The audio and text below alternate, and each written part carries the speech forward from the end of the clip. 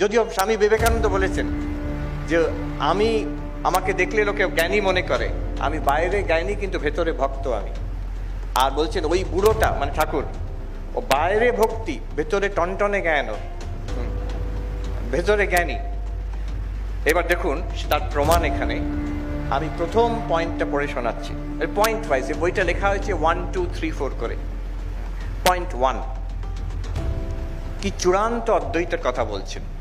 Point 1, মানুষ আপনাকে চিনতে পারলে ভগবানকে চিনতে পারে। কি আশ্চর্য কথা! সমগ্র বেদান্তের এক কথায় বলতে গেলে যে মহাবাক্য আছে, তত্ত্বমসি, তুমি সেই, অহম ব্রহ্মাস্মি, আমি ব্রহ্ম, প্রজ্ঞানম ব্রহ্ম।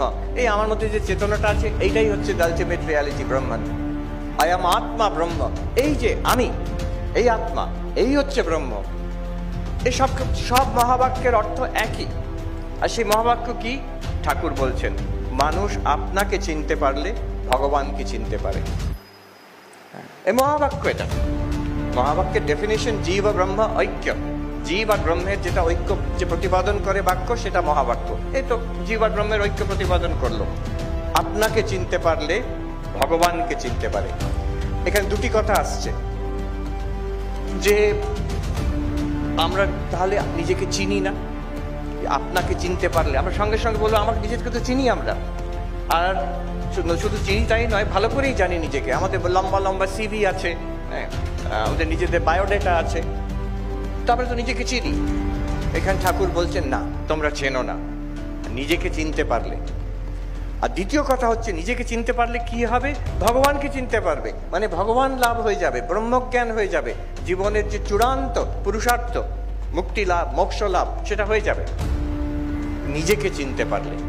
এখানে প্রশ্ন ওঠে এখন, তো নিজেকে চেনা কি করে? আমার খালি মনে পড়ছে আজ থেকে 1000 বছর আগে প্রকাণ্ড পণ্ডিত ছিলেন বাচস্পতি মিশ্র, অদ্বৈত বেদান্তের পণ্ডিত। তো তিনি শঙ্করাচার্যের ব্রহ্মসূত্র ভাষ্যের ওপরে আবার তার টিকা লিখেছেন ভামতি। তো সেই টিকা তাতে উনি আরম্ভ করছেন যে নিজেকে চিনতে পারলে, বলছে এ তো বাজে কথা। নিজেকে চিনতে পারলে কি হবে? প্রথম কথা হচ্ছে নিজেকে আমি ভালো করে জানি, আর চেনার দরকার নেই। দ্বিতীয় হচ্ছে আমি নিজেকে চিনলে হবেটা কি? আমি তো নিজেকে চিনি, তাতে কিছু আমার দুঃখ কষ্ট যাচ্ছে না, তার দুঃখ কষ্টই তো আছে। তারপরে বলছেন বেদান্ত সেইখানে আরম্ভ করে, তুমি যে ভাবছো তুমি নিজেকে চেনো, এটা ভুল। তুমি নিজেকে চেনো না। যদি চেনো, খুবই অল্প চেনো। আসল তোমার যে আমাদের যে আসল স্বরূপ, সেটা আমরা জানি না। দ্বিতীয়, যদি সেই আসল স্বরূপকে জানা যায়, তাহলে তার মহান লাভ। তার লাভ কি?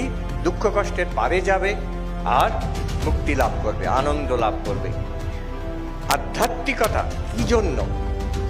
আমরা সব শুনে থাকি যে আমরা জীব, আমরা জন্ম জন্মান্তরের ঘুরপাক খাচ্ছি, আমরা অনেক জন্ম পার করে মনুষ্য জীবন লাভ করেছি।